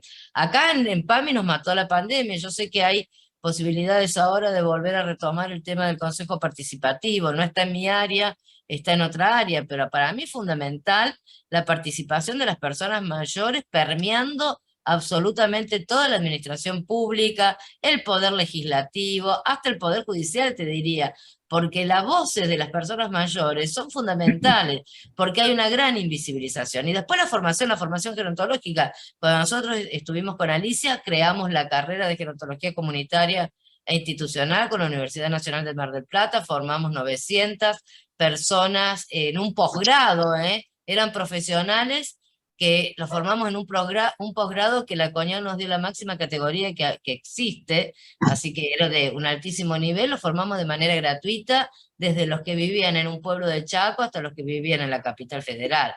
Nosotros la formación es fundamental, porque si yo quiero que un trabajador social, un médico, una médica, puedan entender puedan respetar los derechos de las personas mayores, los tengo que formar. Y acá en PAMI, Luana lo que hizo es armar un gran programa de capacitación en derechos humanos y buen trato de las personas mayores y en la temática de género, y ya llevamos formadas 34.000 personas a lo largo del ancho de todo el país, porque estamos formando a los médicos y médicas de cabecera, a las personas que trabajan en las residencias de larga estadía. Hicimos un diplomado con ONU Mujeres y con la OIS, que ya llevamos formados 1.600 responsables de residencias y de centros de día. Digo, a los empleados de PAMI, a todos los empleados y empleadas de PAMI, que además se les da un reconocimiento hasta económico por haber cursado el programa de la capacitación en buen trato. Entonces, la formación en el recurso humano y en los que trabajan en la temática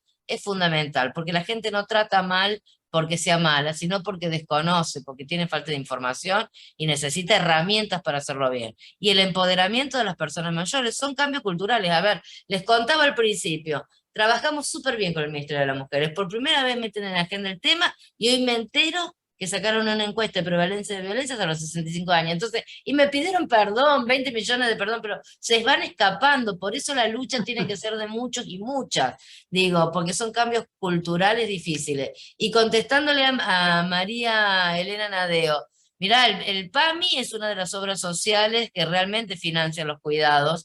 El resto de las obras sociales no financian los cuidados. Para que te lo financien le tenés que poner un recurso de amparo, lamentablemente.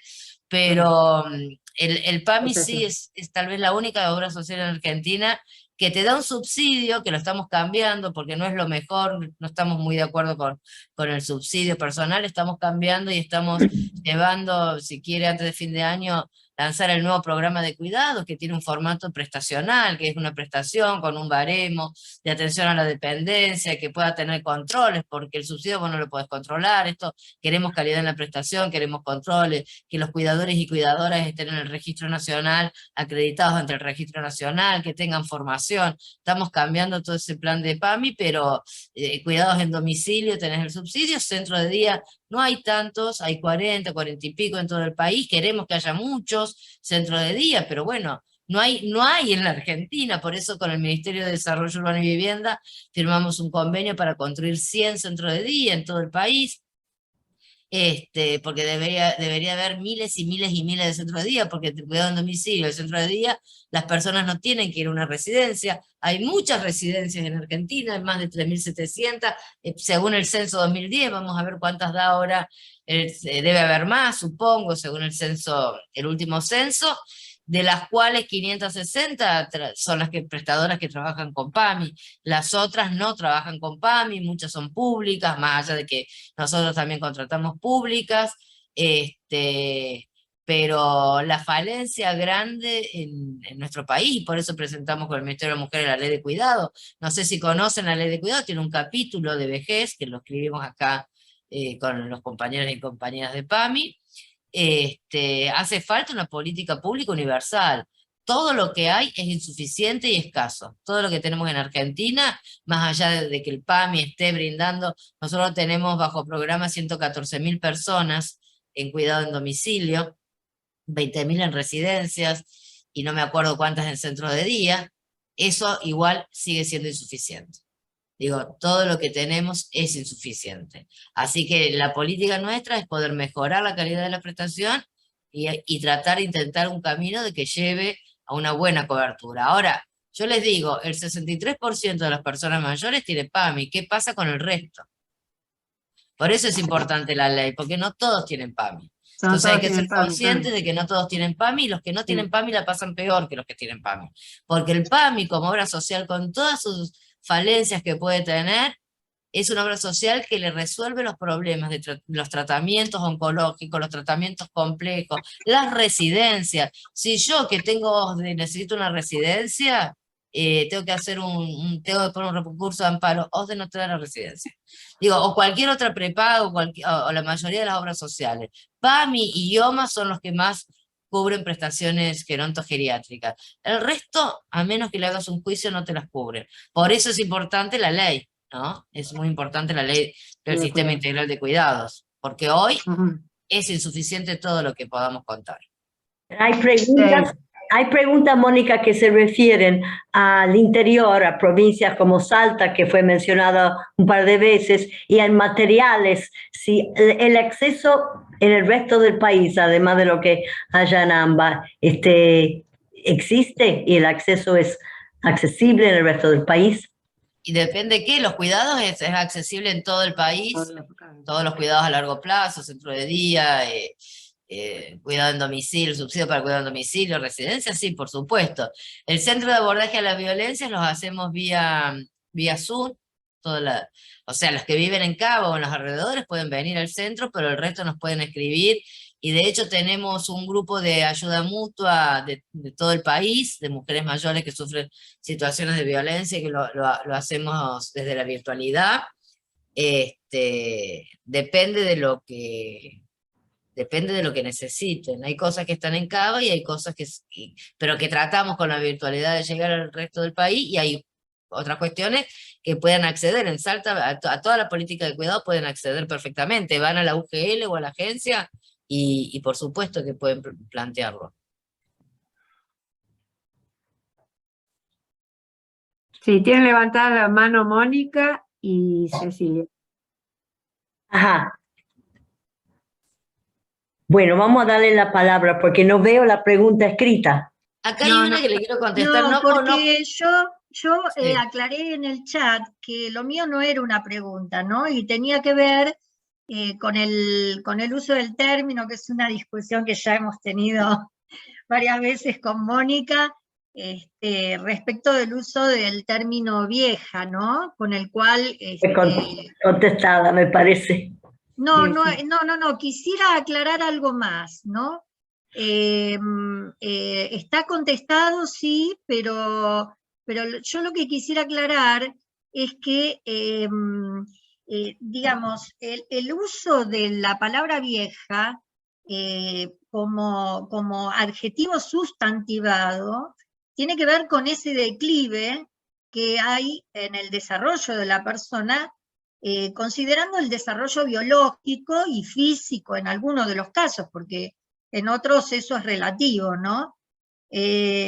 Entonces, es probable que desde el punto de vista médico, gerontológico, alguna persona de más de 60 años sea considerada vieja, ¿no?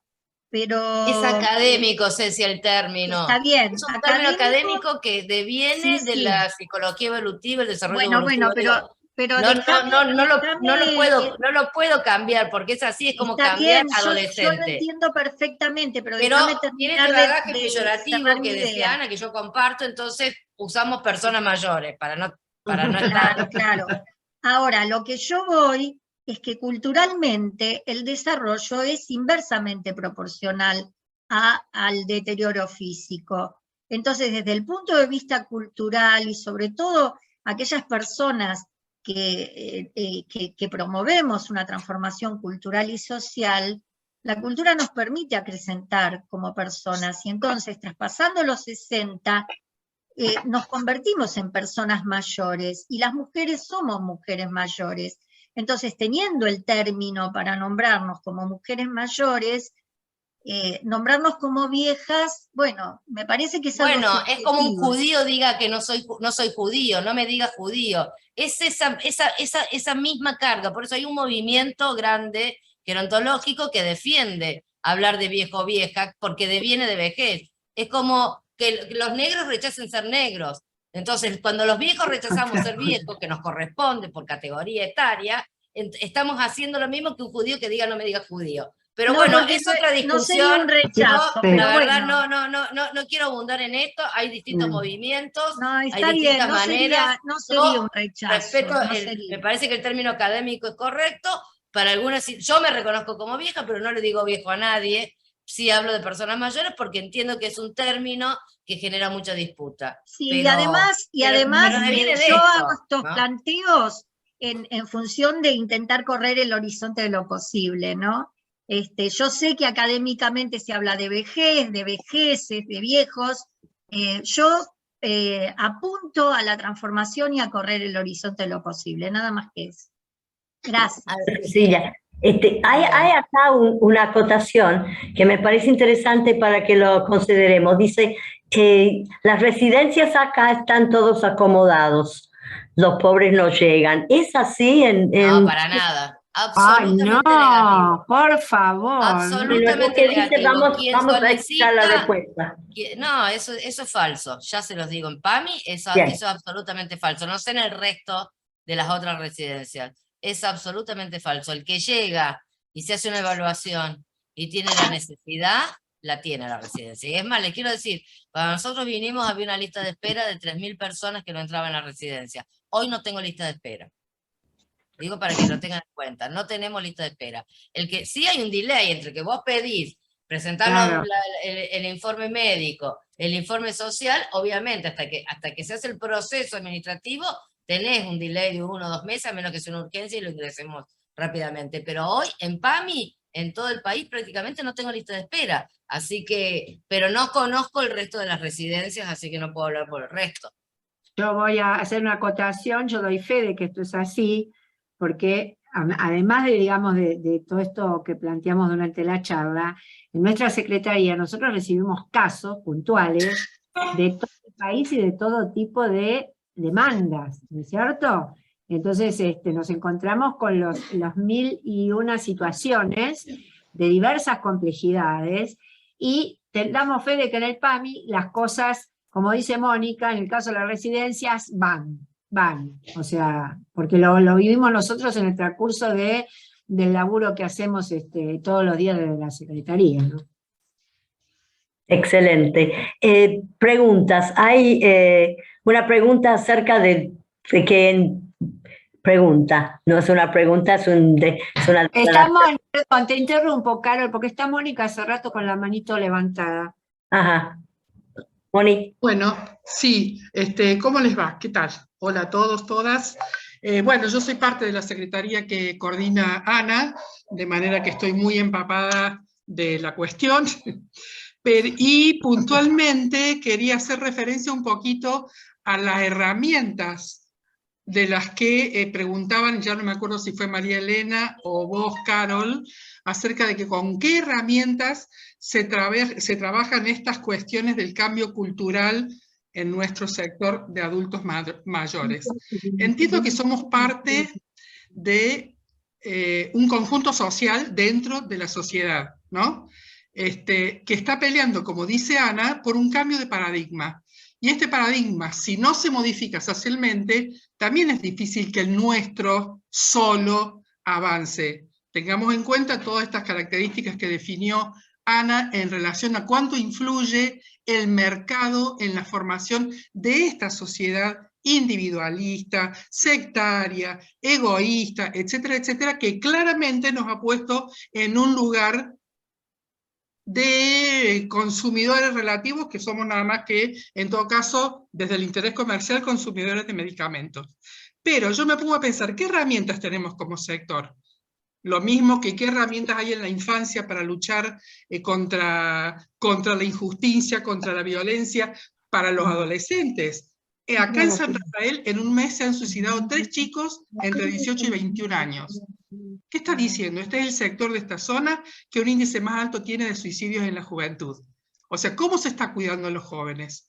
Y bueno, desde la política y desde la mirada del mercado claramente. Entonces la falta de oportunidades reales, de trabajo, de estudio, de distracción, etc., no la alcanzan. Entonces hay un vacío grande.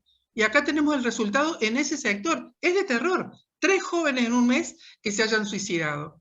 No sé si nos pasa eso a los viejos, digamos, porque, digamos, tenemos por ahí algunas otras cuestiones de contención y no es que no ocurra esta realidad en nuestro grupo. Pero yo pienso, socialmente, ¿cuáles son las herramientas que hay en cada distrito, en cada jurisdicción, para trabajar nuestras posibilidades? Por ejemplo, los centros de jubilados. ¿Cuántos se aprovechan para difundir todo esto que dice Mónica? Realmente el trabajo de PAMI que tiene en relación a los cuidados es impresionante. Y realmente muchísima gente no tiene acceso. Entonces, ¿por qué no pensar en herramientas de trabajo cotidiano con grupos sociales a los que tengamos acceso en cada uno de nuestros lugares para trabajar nuestra realidad, nuestras necesidades, nuestros proyectos, nuestros anhelos, estas necesidades en cuanto a la salud, que es un aspecto demasiado importante de nuestra edad? Pero pensar desde lo social cómo se pueden trabajar estas cosas para realmente enriquecer la participación. Sin participación nunca vamos a lograr una transformación real. Eso es lo que quería decir. Bien. Así es. La participación es Bien. fundamental.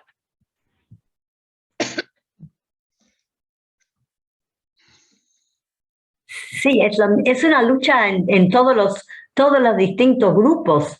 Tienen la misma lucha para cambiar paradigmas culturales que ya no nos sirven.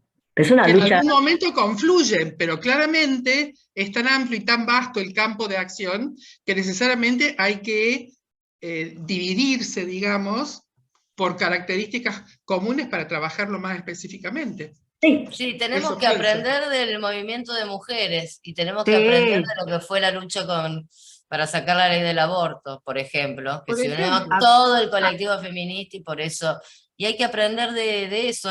Mira, hay más de 6.000 centros jubilados según los registros de acá de PAMI en todo el país. La verdad que debería tener una fuerza muy, muy fuerte para plantear situaciones en cada territorio y en cada distrito. Lo que pasa es que también hay una desmovilización, hay que reconocer, Total. la pandemia generó mucha desmovilización, cuesta mucho hoy volver a juntarse, aunque parezca mentira, cuesta un montón, y bueno, y hay que retomar la lucha, pero es la única manera. Si la sociedad civil no le exige al Estado que haga políticas públicas, a veces el Estado se hace distraído y no lo va a hacer en la política pública. La participación social es prioritaria. Y esto que planteamos en el María Elena, video, sí, María Elena quiere el... bueno, está bien. Sí, la verdad que felicitar al panel, sinceramente, excelente, un aporte, es una visión y un debate muy profundo, muy intenso, que no es habitual, así que la verdad que les agradecemos esta corriente ideológica, esta corriente transformadora que nos lleva a pensar. Para quienes militamos en el movimiento de mujeres, lo vimos con mucha fuerza esto, ¿no? Y con el tema también de las infancias, Yo pertenezco a una generación que peleó por erradicar la palabra menor. La palabra menor siempre tuvo una carga peyorativa y hemos dado una batalla impresionante para nombrar a los niños, las niñas, los adolescentes, niños, niñas y adolescentes con el género femenino, y después ahora las infancias y las adolescencias. Y en el tema género también, todo el tema de la discusión del lenguaje inclusivo. Así que no es una discusión muy interesante. Yo creo que fue un error todo este concepto que lanzó una compañera muy luchadora, que lanzó el término la revolución de las viejas, y yo entiendo el objetivo, pero la verdad que instala de nuevo un concepto, las viejas, que no queremos sostener, que no queremos mencionar. Así que yo creo, me parece muy interesante todo lo que trajo Mónica y Ana. Este es un sector que ha sido golpeado brutalmente por las políticas neoliberales, brutalmente. Entonces, por eso quizá quedó muy deconstruido, desarmado. En los 90 fue un pilar de lucha, el camioncito de los jubilados, ustedes recuerdan, el Congreso, las marchas, fue un pilar, fue un bastión de lucha muy importante, así que apostemos a eso, a unir las luchas, en eso estamos en la PDH, manteniendo, pero incorporando los grandes temas, los nuevos, que no son nuevos, pero sí las nuevas miradas, ¿no? Así que muchísimas gracias, Carol, a vos también por la coordinación. Muchísimas gracias, Ana y Mónica, y a todas las intervenciones, preguntas y diálogos. Obviamente es un tema que no se agota hoy, pero es un tema que al abrirlo hoy podemos seguir trabajándolo, podemos seguir pensándolo, y que realmente estamos muy agradecidas y agradecidos por sus aportes. Ana, ¿vos querías decir algo? No, agregar nada más algo que dijo María Elena y que aparece también en el video, que cuando nosotros hablamos en el video de esto de desendeudades, tiene que ver con esto. O sea, nosotros sabemos positivamente, porque lo vimos en carne propia y lo han vivido otros, que estas políticas neoliberales, ¿sí?, y de restauración, como digo yo, de poder de clase, hacen que nosotros sepamos que somos los primeros que vamos a perder derechos y que vamos a perder calidad de vida, ¿sí?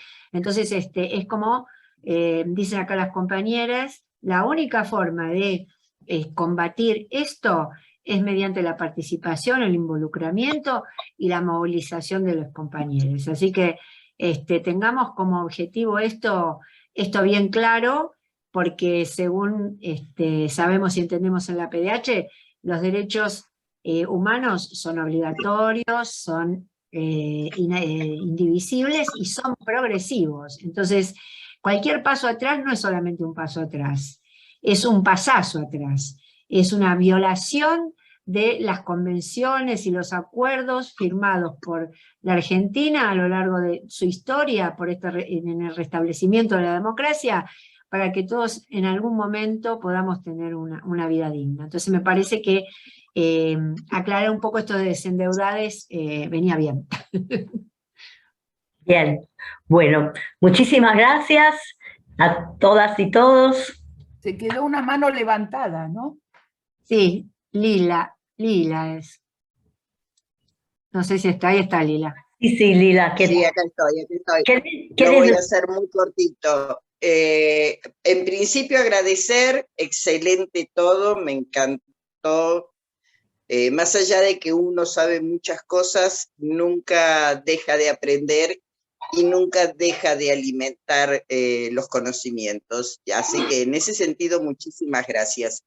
Con relación al comentario que hizo Mónica de los centros de jubilados, creo que merece un poco más de trabajo desde PAMI, desde ANSES, con el compromiso en el jubilado, en el adulto mayor, como le quieramos decir.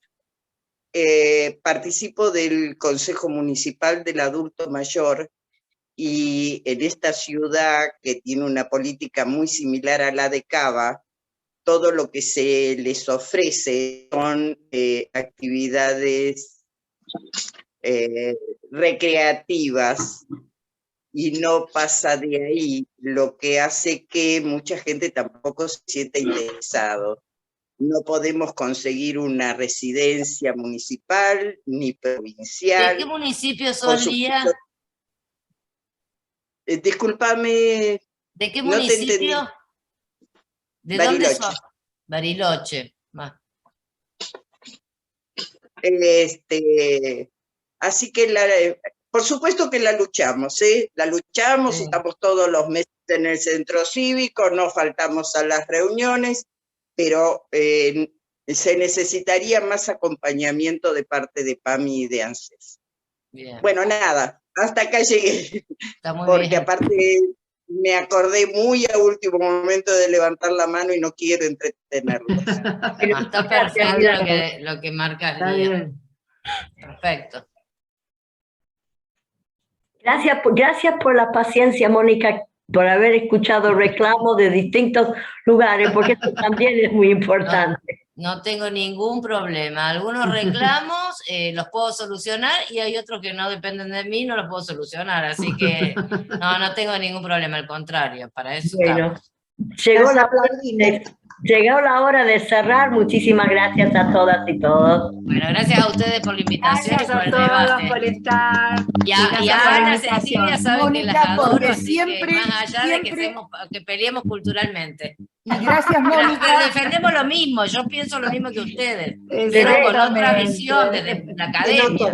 Soy gerontóloga, no puedo salir de Y Mónica, gracias porque siempre tenemos una respuesta. Se entiende perfectamente, Mónica, se entiende perfectamente.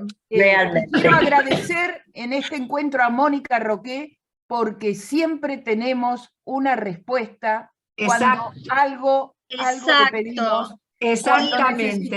Y respuesta inmediata. Mónica es un ejemplo de funcionaria pública. Exactamente. Gracias, Cristina, gracias. No, en serio les digo, estamos para eso. No tengan problema, que todo lo que podamos solucionar, por lo menos lo que dependa de mí, y lo que no dependa de mí, porque yo lo jodo a mis compañeros de otras áreas, no importa. Sí. Pero estamos para eso, porque si la gente sufre, nosotros estamos para solucionarle el problema a la gente. No hay otra visión en esto, no puede haber otra visión. Y la Secretaría PAM de APDH, la verdad que se mueve mucho y muy bien, así que también... Sí, porque me mandan muchos casos. Sí. Hacemos trabajar.